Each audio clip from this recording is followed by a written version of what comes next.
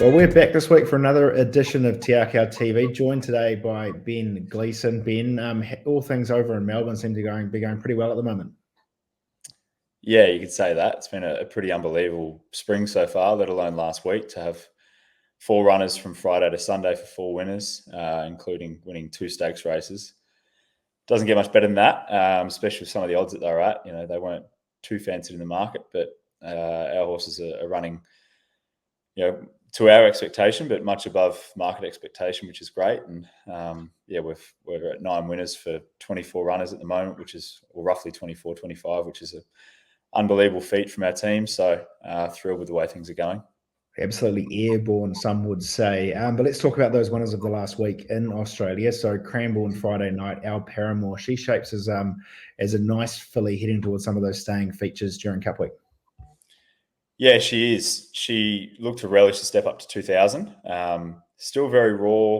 She sort of got to the front the other night and ducked and weaved. And Blake said she sort of did everything she possibly can to try and lose the race. But she just doesn't have that confidence yet when she's in front and got nothing around her. So Blake certainly rode her strong to the line. And he said, look, I think she really is going to eat up, 2,400. So she'll go to Flemington on Derby Day and run in the Wakeful, which is a great lead up for 3-year-old fillies in the Oaks.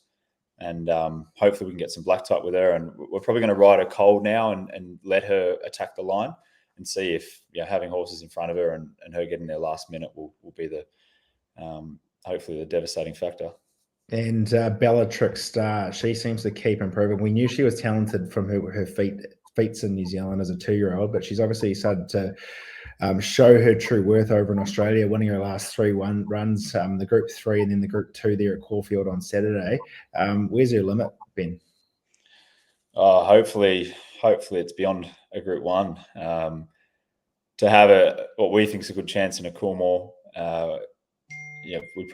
we'd hope she'd step up this much, but for her to go and win a Group 2 on the weekend and beat the older horses, it's just an unfathomable progression. And I think she's still going upwards. She's just come back from the beach today where she spent 4 days in a paddock and the beach, and she looks amazing. She's just so happy. She's actually doing a lot of mannerisms that Imperatrice used to have, where she'd just stop and stare and you just knew she was in the right zone. So Laura, who rides her as well, is just thrilled with her. And if we can have a smooth couple of weeks now into the Coolmore, and you never know what might happen with the 3-year-olds in the Everest or along the way, but she's won down the straight, and I think it's scary how good she's becoming, and hopefully she can take that final step.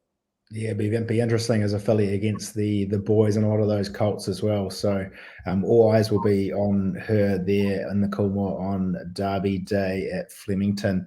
And then Sunday, mate, that was a pretty good day. 2 winners there, Stage and Screen, and then Midnight Blue took out the Seymour Cup. Yeah, it was a super day.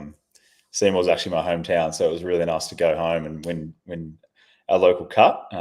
Meant plenty, and especially with Midnight Blue. He's been a journeyman, and for him to win first up at a mile in a stakes race was just unbelievable. We liked him. We honestly thought he was a good chance, but everyone just, as they probably have while he's been in our stable anyway, have sort of written him off. But yeah, a massive effort from the team to get him ready first up at a mile. It's a tough ask, that, especially in a good race.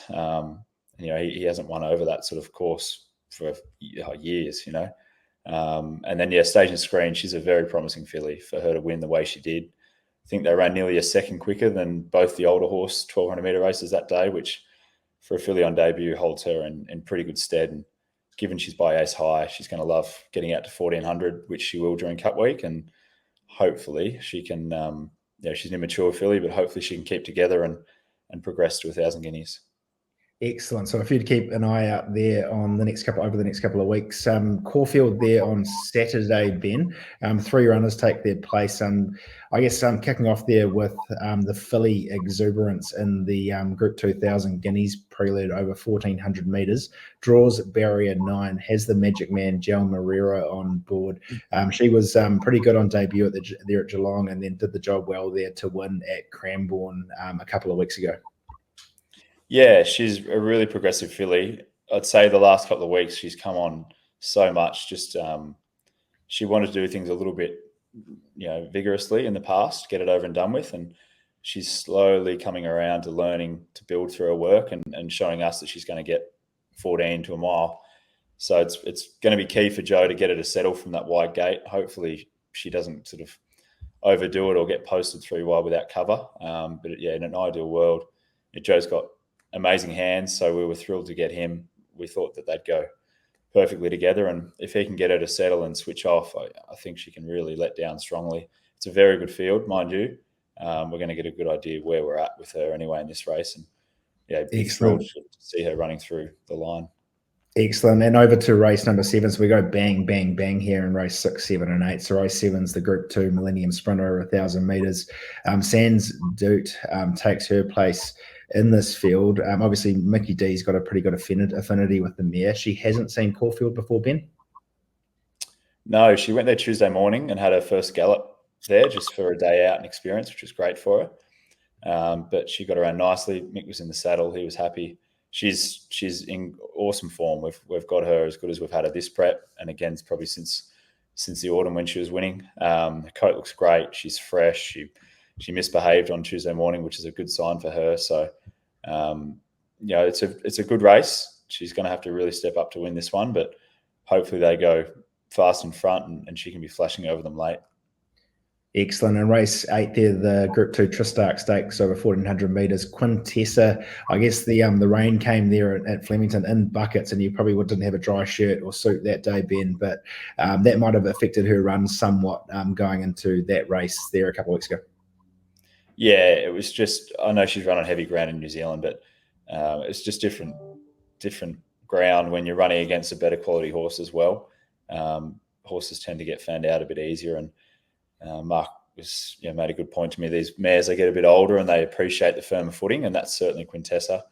And we didn't run her a couple of weeks ago. We've waited the extra few weeks, and she's just in immaculate order. She's got dapples all over her skin, and I never saw her look this good in the autumn. And so now to see her in this place, we're really happy with her. Her work's been great. Tuesday morning she galloped with exuberance, and she was really strong through the line. So I'm pretty happy with her, and I think she's going to be one of the better chances. Not a bad jockey booking either. Yeah. To have Zach Purton and Joe Moreira riding 2 of our 3 horses, it's pretty chuffed with it, to be honest. Excellent, Ben. Well, I think that wraps up the runners there for the weekend. Can you steer us into which one you'd be favouring if you were to have a bet? It all depends on the rain right now. It's bucketing down rain, and we don't want it too wet for our horses. So if it can stay better than a soft 6, great. I'd probably tip Quintessa. I think she's going to be really showing her class on the weekend. We do have a runner on Tuesday, actually, at a place called Kyneton, called Grazamba. He's debuting, and he's probably our best for the week, I'd say. There you go, Ben. Tipping one out next week. Good on you. Thanks for your time again, mate. We'll catch you again sometime soon. We're going to cross over now to Reese Trumper, who's at the Matamata stable. Going to give us a bit of an update on the New Zealand runners. But thanks for your time. We'll catch you again sometime soon. We have Rule of Law, who is running at Ellerslie on Saturday in race 9. Look, he's progressed well since his good first up victory. We've had a few little setbacks with him since then, but he's in the right space of mind for Saturday. Unfortunately, he has come up with the outside barrier, so he'll have to hop away quick because he likes to be up on speed. If he was to miss it, obviously he'd get back, and it will be a bit of a struggle by the last race to make up ground, but look, the horse is flying, and even once he gets over a bit more ground than 1,400 metres, he's going to be more effective. And before Rule of Law runs, we have a legally binding in race 5. He's come through his last start well also. Obviously, he had that bleeding attack in his first ever race at Matamata, so that 4.5 weeks between runs is not going to be any problem whatsoever for him. He's been working up well. He does find himself in a very winnable race again. Only four winners in the field, so it is a field of a lot of maiden horses in there, so expect him to be running well again. All right, and on Saturday in race 3, we've got a 2-year-old filly on debut. Call is Renee. Look, she trialled up very well at Rotorua. Obviously that was on a heavy surface, so she has to do it on a good track now, but her work at home's been good. Craig Grills takes the ride. He's riding very well, including for the stable, so expect her to be a top 3 contender.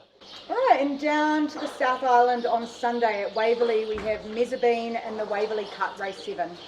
She's going only fair. Look, her 2 runs have been good fitness runs, so expect her to bounce back. Obviously, barrier 1's probably not ideal for a big, rangy type of staying filly, but Lily will do all she can to get off the rail and get her improving early. And race 7 at Ashburton, Alvento. He's in good order. It was a very good win last start at Riccarton. A lot went wrong, but he still found a way to win. So it's down in class, really, going to Ashburton midweek now. Obviously, the outside barrier is no concern because he gets back in his races. He's allowed the foot under his feet, so expect him to hit the line well again.